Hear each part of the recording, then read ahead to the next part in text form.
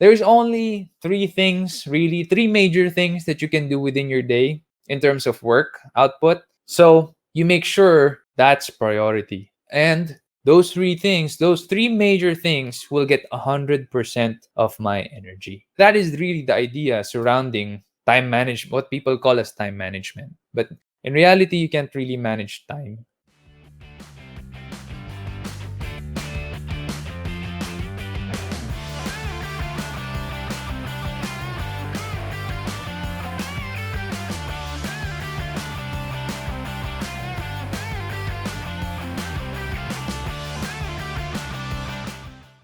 What are your practical tips in managing your time? Again, from Patrick Miguel. Here's the thing, time goes on where you can't manage time, right? You can't manage something that you have no control of. Time goes on, whether you want it or not. The seconds keep ticking, whether you want it or not. And we all have 24 hours a day. I don't have a minute more than you do. You don't have a minute more than I do. So you don't manage your time, you manage your priorities and you manage your energy. Those are two things that you manage. You have to make sure that your energy is 100% on the things that matter. And on the things that don't really matter, you could be a lot less than 100%, no problem, because you're reserving that energy for the things that matter. Again, the things that matter, give it your 100%. Give it your best, diba? Sabi nga sa Bible, whether you eat or drink, do it all for the glory of God. Do your best. If the president of Japan, if the president of Japan asks you to do something for their country or for him, it would be an honor, right? It's going to be an honor and you'd probably do your best with that request. So why not the same with the King of Kings, God in heaven, right? It's an honor to do your best for him on the things that matter most. So you reserve 100% of your energy there. You manage energy and you manage priority. Now, priority is the thing that matters most because hindi naman pwede everything is my priority. If everything is your priority, then nothing is priority. Diba? There's only three things, really, three major things that you can do within your day in terms of work output. So you make sure that's priority. And those three things, those three major things will get 100% of my energy. That is really the idea surrounding time management, what people call as time management. But in reality, you can't really manage time. You manage energy and you manage priority. Follow up question to that, how do you get things done? Well, how? You give it your best. You tackle it 100% with focus. Make sure you're not distracted. Well, there are some clients I have, they don't like my habit of turning my phone to do not disturb mode because they couldn't call me or message me and I would reply a lot later. But the reason why I put my cell phone on do not disturb mode is I do a lot of thinking and creating. I like creating stuff. When I don't create stuff for the day, I feel like I didn't accomplish a lot. So as you guys know, I write, and that this is actually creating, right? I'm creating a podcast here. This recording is going to be on the podcast. It's going to be edited and published in the podcast show. So this is actually creation for me. And when I create something, I feel happy, fulfilled. I feel like I did something worthwhile for the day. If I don't, kulang. And that's why I put my phone on do not disturb mode so that I can focus on creating. And I make sure that after I created, it's created well. I gave it my best. Not again, not a lot of clients appreciate this, but I tell them naman the reason why. It's because I create. There are times then na nakafocus ako sa account nila, optimizing it. And so, of course, they would appreciate better if I had focus. Pangit naman pag inaayos ko yung search rankings ng client, tapos kung ano-anong ginagawa ko, nagte-text, matawag, or, checking out the notification from my phone. So that's how to get things done. Another question from Patrick. How do you start a podcast? What software do you use? Are they for free? Well, this is one avenue that I'm doing the podcast, and I'm using StreamYard right now. StreamYard has free versions. There's also the paid versions, and I'm using the paid right now because I'm streaming to 8 platforms. But you can definitely go with the free. Other software I use, Audacity for the intro, outro. Di ba wala naman akong kausap doon. Di ko naman kailangan i-stream yun sa Facebook or YouTube kasi intro, outro yun. So I use Audacity to record. That's free. You don't pay anything for Audacity. And then finally, you upload it to podcast host platform. There are free platforms like Buzzsprout is free. I use podcast.co because they had a lifetime deal and I paid for that lifetime deal. So I'm using it now. And yeah, basically it's free now for me because I paid one time only instead of paying monthly for the podcast hosting. Why is it a good idea to start a podcast? I think it's only a good idea if you have a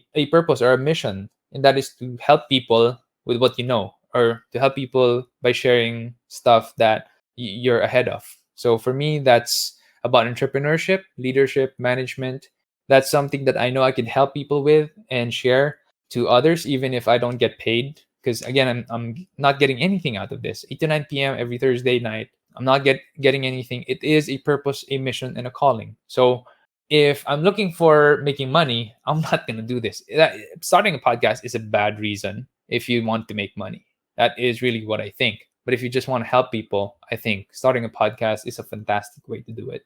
We have a question from Patrick Miguel. Yeah, what's your take on multi-level marketing? Do you think their products are overpriced? Is it a good marketing strategy? Well, the fact that you're asking it right now, I think that they're doing well in terms of marketing, because if not, you will not know who they are. So, a lot of multi level marketing companies have a bad rap to them, right? Let's be honest. Sinasabi, pyramid or scam. But there's actually a lot of MLM companies that are legitimate and have really good products. What MLM tries to do is usually cut the middlemen, the grocery stores, the malls, because the grocery stores and the malls would charge you 28% or 30% na consignment fee, and laki nun. So if you're selling a product for 1,000 pesos, they get 300 just by you placing it in the mall or the grocery store, and you're left with 700 pesos.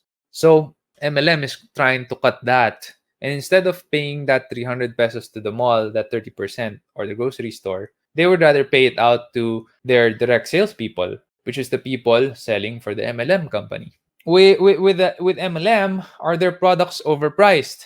Well, if you think buying from the malls or the grocery stores or supermarkets are not overpriced, then the MLMs are not overpriced. That's my opinion, because again, the grocery stores and the malls, may patong silang may cut si mall and si grocery store 25, 28, 30%. So you're paying 30% more somewhere there whenever you buy something from the mall, or whenever you buy something from the grocery store or the supermarket. Yes, it's that big if you didn't know.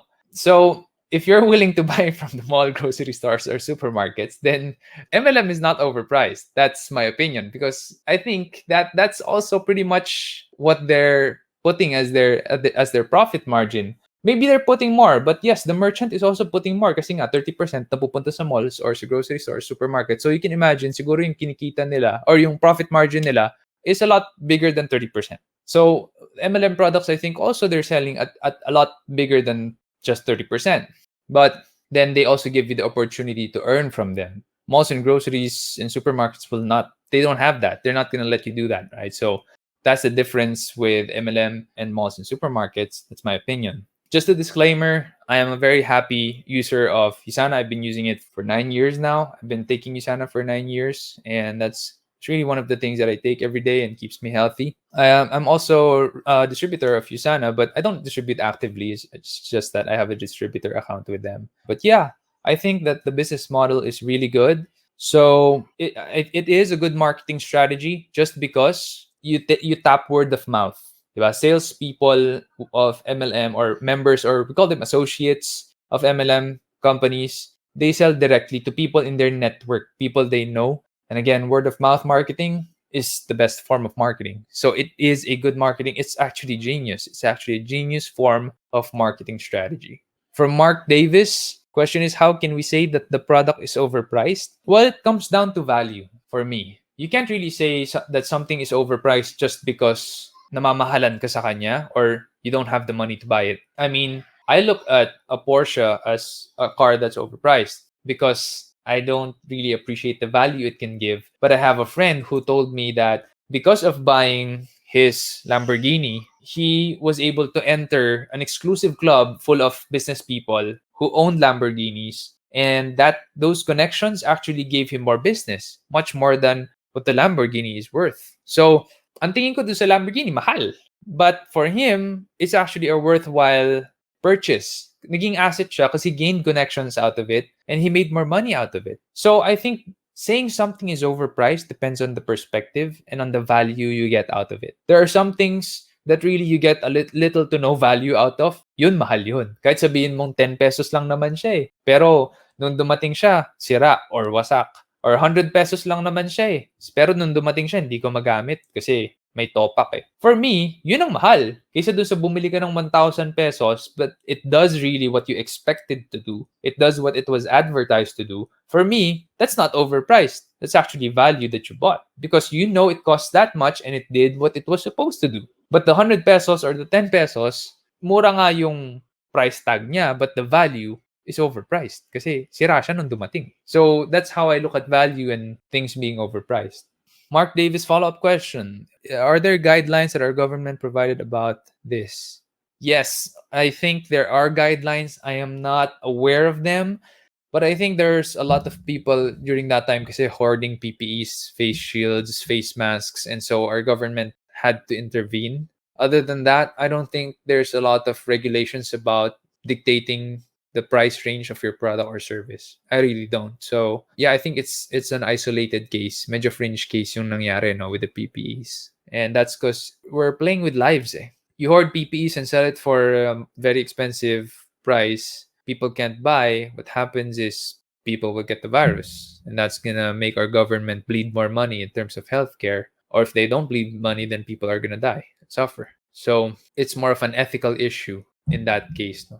From Patrick Miguel, how do you know if your customers are happy with your service? What parameters do you use to measure this? Well, one big way to know if they're happy is if they promote you to friends and family, co-workers, peers, sister companies, etc.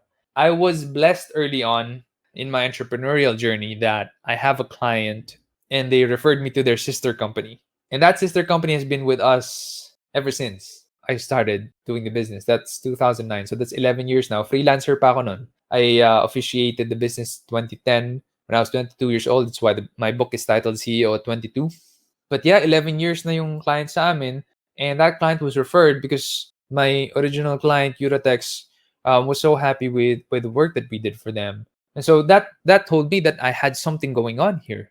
That the client is happy, which means my service must be good. It's a very good validator. And you know that they're happy when they're promoting you.